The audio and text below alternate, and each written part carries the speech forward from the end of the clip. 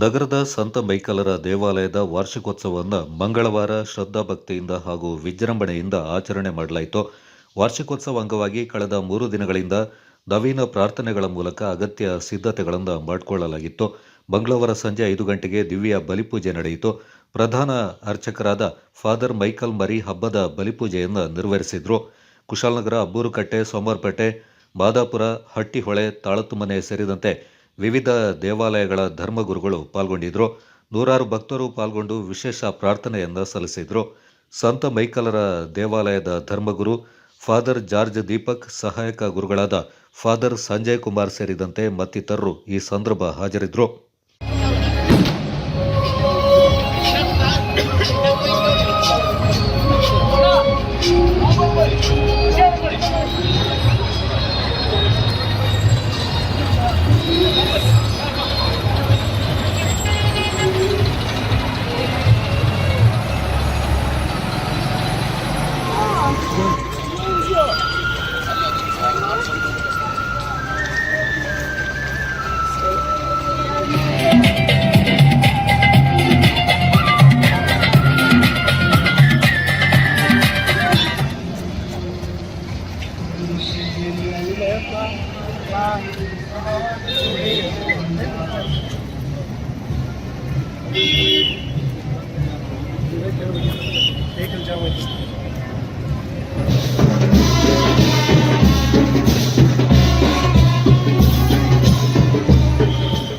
అది యూనికాల్ కాలేజ్